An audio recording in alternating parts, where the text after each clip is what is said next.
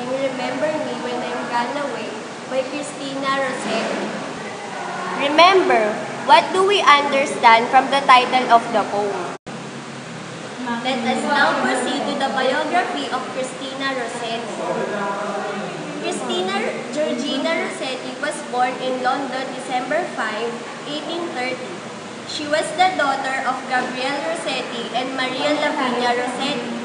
She had one sister and two brothers that are Maria Francesca Rossetti, Dante Gabriel Rossetti, and William Michael Rossetti.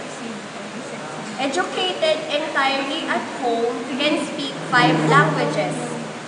Her first verses were written to her mother on April 27, 1842. Her first published poems were the seven she contributed in 1850 to the pre-Raphaelite magazine The Germ under the pseudonym Ellen Alleyne.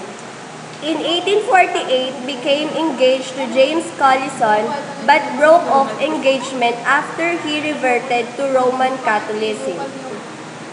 Christina and her mother attempted to support the family by starting a day school, but the attempt failed.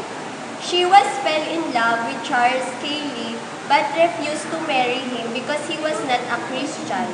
After rejecting Cayley, she lived vicariously in the lives of other people. After 1875, involved with the Society for Promoting Christian Knowledge. Last 12 years of her life were quiet ones. Died of cancer December 29, 1894. She was 18 when she wrote Remember Me When I'm Gone Away. Remember me when I'm gone away, gone far away into the silent land, when you can no more hold me by the hand. Nor I have turned to go, yet turning stay.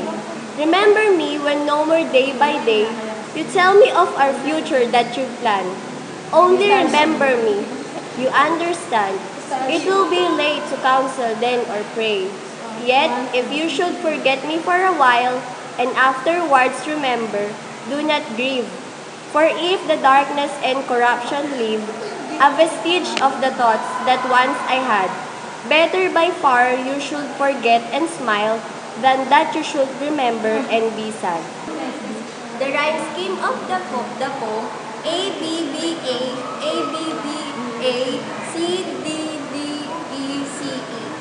The regularity of the iambic pentameter reinforces the sense of control the speaker attempts to establish. Remember me when I'm gone away, gone far away into the silent room. In line 1 and 2, she tells his beloved person to be remembered when she is gone away. Gone far away into the silent land, she's talking about death, but she's essentially using euphemism. The speaker really means here that after she dies, she will no longer be able to communicate with her beloved. When you can no more hold me by the hand, nor I have turned to go yet, turning stay. In line 3 and 4, the speaker is telling her husband to still remember her even when she can no more hold her hand. So while half turning to leave, she would also be turning stay. Remember me when no more day by day, you tell me of our future that you plan. Only remember me, you understand, it will be late to counsel then or pray. In line 5 and 6, she wants her beloved forgets that you're supposed to remember the speaker. She tells him again. She reminds her beloved to remember they plan when they will still together. In line 7 and 8, did you notice that the speaker repeats 3 times the word remember? It's almost like the speaker is worried that the guy will not remember her if she doesn't keep telling him to do so. Yet, if you should forget me for a while, and afterwards remember, do not grieve. For if the darkness and corruption leave, a vestige of thoughts that once I had. In line 9 and 10, the word yet opens line 9. A clue that things might be shifting just a little bit. So So far, the speaker has used the word remember 4 times. All of a sudden, she introduces the words forget into the mix. Remember earlier, we mentioned that it almost seemed speaker was warned to her beloved might forget her. But it seems she's going somewhere to the idea and saying it's okay if you forget about me. For just a little, eventually, come to your senses and remember me. You may grieve, but not too much. This is a reference to death. After one dies, the body decays or corrupts as they used to back in the day. Darkness refers to the fact that nobody knows what happens after death.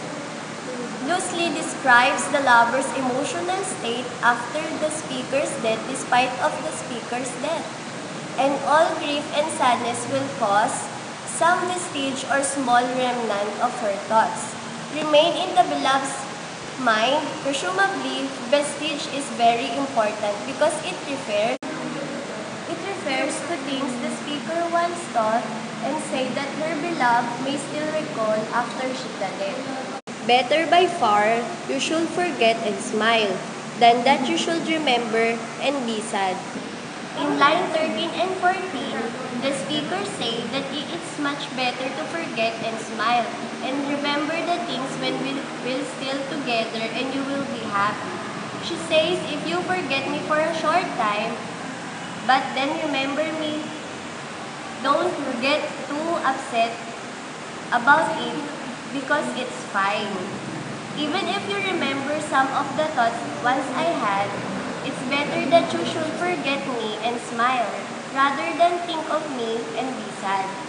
She really wants her beloved to remember her, but she also realizes that remembering her might be kind of painful.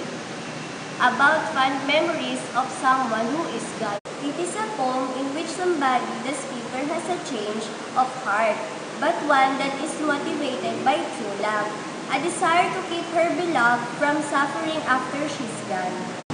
Theme: grief process. The real pain happens when emotions pour out as you think of a lost beloved.